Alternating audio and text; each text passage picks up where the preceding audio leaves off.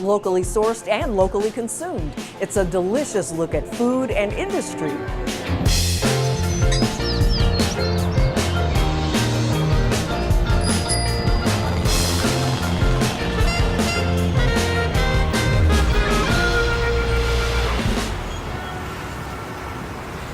Support for Columbus Neighborhoods is provided by At American Electric Power, we've been proud sponsors of WOSU Public Media for many years and strong supporters of our headquarters city here in Columbus, both downtown and in neighborhoods like yours. State Auto Insurance Companies, transforming to become a digital provider of auto, home, and business insurance. And for nearly 100 years, committed to the people and neighborhoods of Central Ohio. State Auto. The Columbus Foundation. Smart philanthropy for a smart city. ColumbusFoundation.org. Bailey Cavalieri. Your relationship with your law firm doesn't need to be complicated, it just needs to be right. CODA. Keeps our community moving forward. Falgren Moortime Marketing and Communications. Think wider. Ohio Health focuses on you and your family with a mission to improve the health of our communities. Women in Philanthropy at Ohio State, changing lives by giving together. And by contributions from these and other Columbus area families who support WOSU. Thank you. Central Ohio rivals anywhere in America for outstanding locally made food. We have craft goodies like the ones made here at Patty Cake Bakery in Clintonville, plus craft bourbon, even goat meat for the gourmet. Our stories today take us to places where food meets the larger economy, where making a good meal means jobs and sparks innovation. Our first story is about urban farms of Central Ohio, where vacant lots are transformed into urban farms and local produce means local jobs.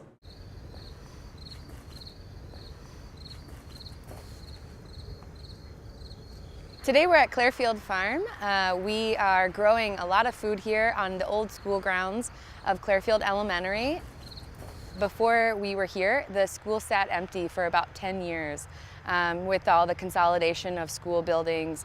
And when we were able to access this land, we were really excited to work with the community and put this land back into use for the neighborhood. About 5 years ago, Mid-Ohio Food Bank with community partners decided to start Urban Farms of Central Ohio, which is an initiative really focused on growing and providing our community with fresh, healthy food, and also having the community be a part of the growing and be a part of what we're doing so that we can really co-create communities that are thriving, have access to healthy food, and are really better connected and better engaged with one another.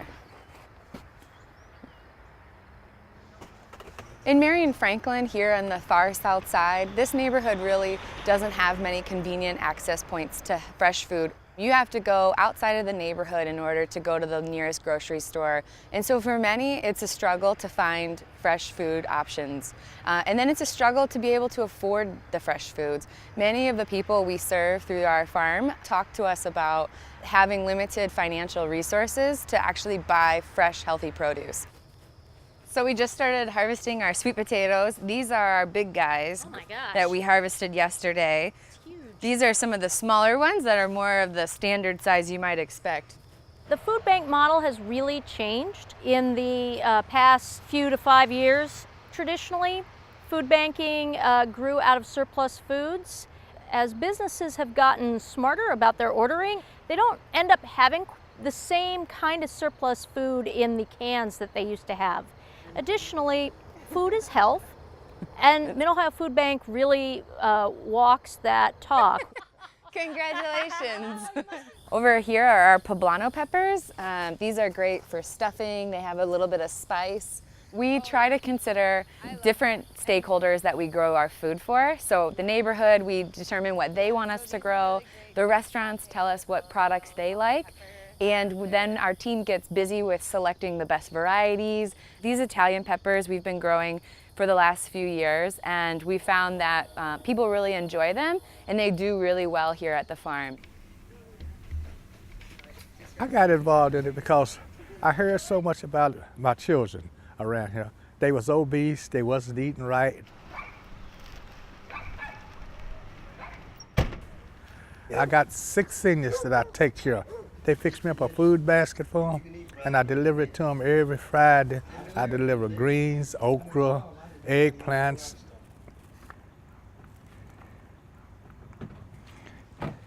$17.62. They wanted to help me deliver, and I told them I didn't want them to go. I just put it plain and simple, because you just bring it up there, set it down, and you don't get to know the individual. I like to sit and listen to them talk. My favorite way to make okra is I like it fried. I'm just not used to seeing okra fried. When I was coming up, I come from Cleveland, and we had no garden in Cleveland. And I have learned how to eat the eggplant when they fix the eggplant. And okra, when I was a little boy, okra was off limits. And now, okra is good. When seniors fix okra, they know how to fix it. I put it like that. They know how to fix it. The interesting thing about it is that you have the purple ones. Yeah. I'm not used to the purple ones. See, I'm used to the green ones. Every week we take our farm's bounty and we provide it to the community through a Pay What You Can farm stand. That farm stand is basically like a farmer's market experience for neighbors. No one is turned away for inability to pay. So if you can make a donation, great. If not, that's okay too. If you come out here on a Saturday or something, they be lined up. They be lined up to come to the stand. And then you pick it. We have quite a few out there picking it. We grow strawberries this year and couldn't grow enough strawberries. Those are okra. From the beginning, we worked with the community members to really help create what this farm is today. We had an idea and a concept when we came to neighbors and asked them, here's what we want to do. How should we do this? What way should we actually grow food and provide it to the community? So what we have now is really a reflection of what community members told us they wanted.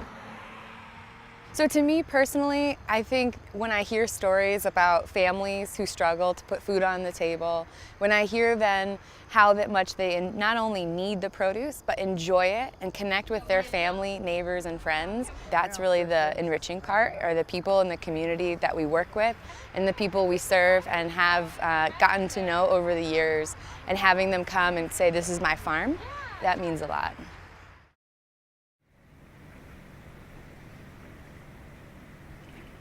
If you've ever eaten a Buckeye candy, you probably ate one from the biggest maker of Buckeyes, the Anthony Thomas Candy Company. We sent Javier to find out more about their history and just how much community service is a part of their culture.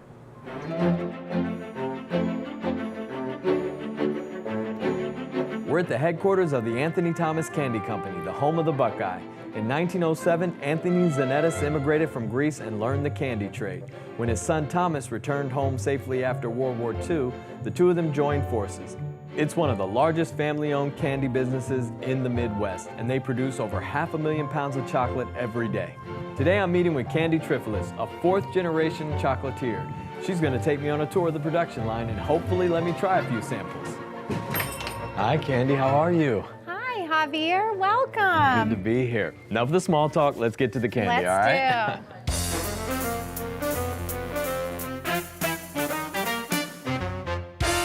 I'm so excited to get up there. I feel like at the end of this, I'll be like a chocolate connoisseur. Before we go in, you got to put this on.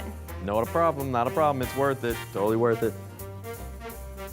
There we go. Am I good? How do I look? You look sweet. Awesome. Let's go. Well, today we're making our buttercreams, and our chief chocolatier, Sean, will show you how that is made today. Great. How you doing, Sean? Pretty good, how are you? Here's Great. some gloves for you. Thank you. This is fresh butter that we're putting in. Okay. Now this is edible. Like if I wanted to, which I won't, I could like, oh my gosh. And then the salt. Yep. I look like I've done this before? Yeah, all right. Now what we're gonna do is we're gonna turn it on and then Whoa. we'll go around and kind of like stab at it and scrape it. All right, cool. There you go. This looks amazing. You never know what goes into the chocolate that you get to eat on the other end. Squares of caramel are dropped down onto the belt here, and there is a cutter that cuts them into squares. So how many caramels do you all make in a day? Like what's your average? Well, a batch is about 100 pounds. We try to make small batches Okay. so that it's fresher, but we could make a lot more. Well, the more chocolate, the merrier. That's the way I And see then it. it goes into our chocolate waterfall and gets completely drenched with chocolate. I want to go in your chocolate Yeah. waterfall. And here we still have to put the salt on by hand. Can I try? Yes, you can. All right. Now just let it go. You gotta get just the right amount of salt on What's- each piece. What's just the right amount? What is just the right amount? Those look just perfect. We're gonna pack up these caramels that you just made. Now that Nice. you've become an expert caramel Okay. maker. This is our favorite part. It's like the I Love Lucy. We should speed up the line and see if you can keep up. Well, I'm telling you, if it's either going in the box or going in my mouth, one of the two, but we'll get this done. You're doing a great job, Javier. I'm trying. I think you've earned your keep. All right. Now maybe we can go to the best part, the sampling of these delicious caramels. Let's do it, the grand finale. I'm ready. All right, well, it's been a great tour. Thank you so much, Candy, for showing me how the candy is actually made here. I feel like maybe I'm not an expert at making candy, but I know I'm an expert at eating it. So, but before we get in that, you brought somebody special along with you. I did. I wanted to introduce my dad and my boss, Joe Zanettis, president of Anthony Thomas Candy Company. Thomas Zanettis is your father, correct? That's correct. And Anthony Zanettis is your Great-grandfather. Wow. So why the candy business or why the chocolate business? When they came over, why did they choose that over any other industry? When my grandfather came over around the turn of the century, there wasn't a lot of opportunities for immigrants. Okay. And it was either working in the coal mines or on the railroads. Not wanting to do that, he learned the trade from a friend. And back then, if you had a copper kettle and a marble slab, you could be in the candy business. So it was very inexpensive. Ever since I was big enough to walk, my dad would take me with him. And I can remember my father used to make the candy one day, and the next day he would load it in a refrigerated van that he had, and we would take it around and sell it. And he would let me go with him. And I always enjoyed that. I can still remember going from town to town around Ohio, going to the different shops. And that's the way we got started, just selling like that, right out of the back of his truck. Right. What about you, Candy? What are your earliest memories? Well, I don't have a memory of this, but I was told that my mother went straight from the hospital after I was born to bring me down to the candy factory to show my dad and his family. Oh, they wanted to get you started right off the bat, right? Well, I followed along with my dad. He dragged me along when I was a little kid into our retail stores, sometimes late at night just to do inventory, and I'd follow around, and I fell in love with it as well at a very young age and really couldn't think of doing anything else. We're hoping the next generation will join us as well. Continues the legacy. I love it. All right. Now, I know you all are famous for your Buckeyes. We all, you know, in Columbus, we love our Buckeyes. But what else do we have here? Well, we have a sampling of a couple of the things you made today. Oh, okay. We have our buttercreams in both milk and dark chocolate. Okay. And the sea salt caramels that you so expertly placed I do what I can. salt on. Well, I'm doing the sea salt since I was very instrumental in making this happen. So, You know what's really good about these? The perfect amount of salt. It's like somebody who's a master salt sprinkler did this. Now, you also do like fundraisers and work with young people. Why did you get into that? We had schools and organizations come to us years ago and said, hey, you know, we love your chocolates. Can you make something for us that we could sell so we can raise some money for the school or the band or the athletic group? So we got into it that way because we were asked to do it, and then it just became, it mushroomed and took off. Anything else that we need to know about Anthony Thomas? We run tours here several days a week, even drop-in tours for families, and they can see how everything's made from start to finish. And we've put a lot of time and effort into making it not only an educational tour, but a fun tour. And we have a lot of people that come back year after year because we're always making new things and they enjoy it. And that's a way we like to give back to the community as well. All right, well, thank you again for letting us come and spend time in your candy factory. I'm going to continue to indulge in this amazing candy, starting with those Buckeyes next. So we appreciate you having us here. This has been awesome. Thanks for coming. Thank you.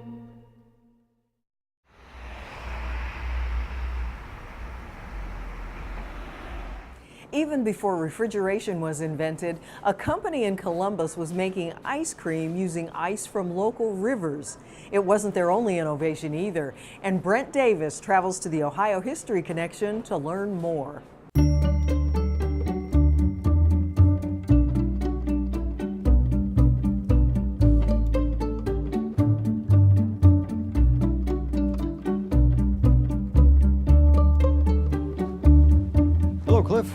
Brent. How are you doing? Nice to see you again. Good to see you too. Well, some organizations like to say they've broken the mold, but here, I don't think Ohio History Connection has done that. No, Brent, these are all from the Erlenbush ice cream store. These are ice cream molds, and then these are candy molds. And then these are iron rosettes, which would be used to make tiny little bite-sized funnel cakes. Oh, that sounds wonderful. Can we get these now? Unfortunately, no. The company went out of business in 1957, but they started in operation in 1859. Wow, they lasted a long time. Where were they? At 456 South High Street, which is at the corner of Livingston and High. Oh, wow. So that's right in the heart of the city. And they're making ice cream in 1859 without refrigeration, without cooling and all that kind of thing. How'd they do it? Well, they would use ice that they harvested from the Scioto River, and they would store the ice through the year in ice houses underground. And they would crush the ice and then use salt, which helps to release the coldness more readily. And they would make the ice cream in small batches. Just like we do today, churning a tub of ice cream. Exactly. Wow. Well, they went to a lot of trouble, but anybody who's had ice cream knows it's worth it. Well, it was supposedly quite delicious, but it was something that you would have for special occasions. Was ice cream different in the 1850s than it is now? Probably you could get something very similar at smaller shops like Grader's or Jenny's. The same kind of very rich, heavy cream ice cream. So not only was it good ice cream, but it was also kind of artfully and playfully presented. Exactly. In all these shapes. What strikes you from these shapes here? What's this tell you? Well, I like the fact that they were made for holidays all year round. So like even for Christmas time, you wouldn't think of necessarily of having ice cream during cold weather, but obviously they had some Santa Claus molds. So they're really quite detailed on the interior. Yeah. So you would have somebody hand packing these, I guess, and then pushing them together and... Exactly. Okay. And then in addition to ice cream, it was a confectioner's. So they sold candies, and these are made for marzipan, which people still make. It's almond paste that they would stuff into this, and then you'd hand color with food coloring. And this is what it looks like outside. And then these would make strawberries. And you could make flowers and pears and all different types of fruits and flowers. This must have been a very popular store to have lasted that long. By all accounts, it was very well attended. In fact, people would travel from miles away just to come to Erlenbush's. What was happening in that part of town at this time? Was that a busy part of town? It was right on the edge of what is now German Village, right just to the south of downtown. And it was near to the canal, not too far from where the National Road would make its jog. So it was very well attended. Any idea about when they may have converted to a more modern way to make ice cream? With the development of electricity, so that you had the motors to run the machines. But even after the development of those and the use of electrical motors, they still made their ice cream in small batches. When did big dairies get into the business of making ice cream? Any idea? As soon as you had the ability to transport something perishable like this over long distances, you get some of that in the late 1890s when you would have refrigerated cars. They would use large blocks of ice. But then later on that would be expanded when you could use electrical freezers that would keep trucks and boxcars cold over long distances. Now in the 1850s, when this store starts, are people starting to have ice boxes in their houses yet? When do people start getting ice boxes? It would be a luxury. For someone in the 1850s, wealthier people would have had them, but by later in the century, it would be fairly common. And they were fairly common all the way through to World War II. In fact, it was till after World War II when most people had electric refrigerators, even though they were available from the 1920s. Yeah, I think you still think of, during the Depression, kids following the ice wagon, you know, and getting a chunk of ice and that sort of thing. I suspect every now and then the staff here breaks this stuff out and for an office party fills these up with ice cream and uses them, right? No, these are part of our permanent collections, and one of the things that we do to preserve things is you don't use them in their original function. So you don't wear the garments, you don't play the musical instruments, because you want to preserve them for many generations to come. Well, if you ever make an exception for these, let me know. I'll come back and help test them out, okay? All right then. Thanks, Cliff.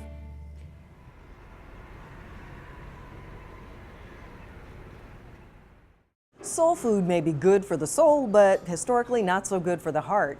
This next story is about how one local eatery has moved away from ham hocks and bacon drippings for the good health of the community, but they still keep soul as their main ingredient. Willoughby's is a healthy soul food pop-up and catering company, and our whole idea is to just serve much better food, clean food to the general public. Currently we have a pop-up at Hills Market Mondays and Fridays, with a pop-up location coming the spring of 2018. Healthy food, but soul food. Oh, yeah. Soul food. Where does the soul come in? What are we talking about? We're talking about soul food and we're talking about power foods. So you just put the two together, that's all. We want to make sure that we are thinking about the African American history of cuisine, but we want to do it with a healthier spin. So we want to make sure we're keeping the pipes clean. Kale pesto pasta. I wanted to fuse two power foods, kale being one of those power foods, and quinoa. So the pesto is made out of quinoa. And it's a gluten-free pasta. So you have fresh garlic, you have olive oil, you have sea salt, some fresh lime, a little smoked paprika. To keep a nice balanced nutritional profile is always at the forefront of the ingredients that are chosen. My mother infused love in it. We had a large family in front of the stove. She had to be very, very creative. And how she approached life and everything, she infused love. Oh man, so before I turn on the burner, before I grab a knife, a cutting board, before I chop a vegetable, I have to consider my spirit, because what my spirit is goes into the food. So it has to be love there before I can prepare anything. African American people have to be cognizant of how they eat and what they eat. And sometimes we don't do that. You know, so your effort, I would take it, would be to maybe kind of educate as well as feed folks. Is that a fair statement? Absolutely, because I mean, we're dying from preventable diseases. When you think about the impact of heart disease in the African American community, then you have to consider the things that we, quite frankly, put in our mouths, the foods that we eat. And outside of things like stress, because you want to keep your mind fresh as well, quite often it's just the foods that we eat. So we want to make sure that we are, again, launching from the mission, not just the mission of love, but the mission of education and the mission of changing the idea that plant-based food isn't great food, isn't good tasting food, and that you're going to miss out on something.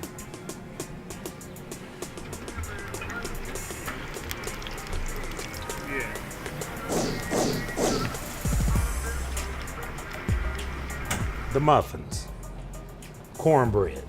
Tell me about this cornbread versus soul cornbread, soul food cornbread.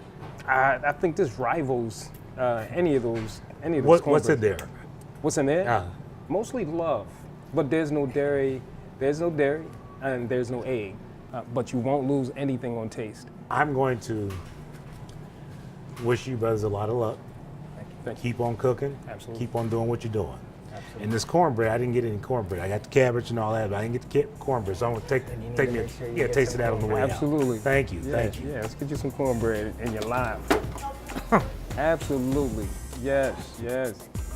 We got hugs and cornbread over here. That's what we have. That's right.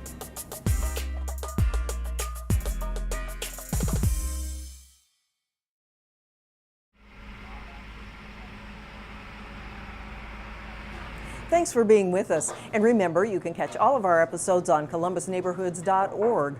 Plus, see our stories on the WOSU mobile app. And you can follow us on Facebook, Twitter, and Instagram. We'll see you back here next week on Columbus Neighborhoods.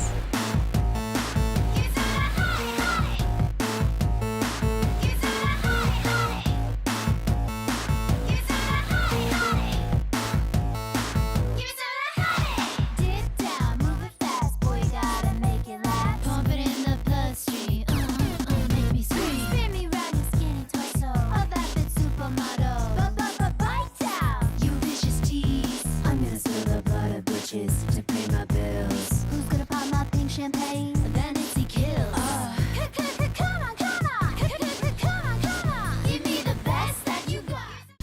Support for Columbus neighborhoods is provided by At American Electric Power, we've been proud sponsors of WOSU Public Media for many years and strong supporters of our headquarters city here in Columbus, both downtown and in neighborhoods like yours. State Auto Insurance Companies, transforming to become a digital provider of auto, home, and business insurance. And for nearly 100 years, committed to the people and neighborhoods of Central Ohio. State Auto. The Columbus Foundation. Smart philanthropy for a smart city. ColumbusFoundation.org. Bailey Cavalieri. Your relationship with your law firm doesn't need to be complicated, it just needs to be right. CODA. Keeps our community moving forward. Falgren Moortime Marketing and Communications. Think wider. Ohio Health focuses on you and your family with a mission to improve the health of our communities. Women in Philanthropy at Ohio State, changing lives by giving together. And by contributions from these and other Columbus area families who support WOSU. Thank you.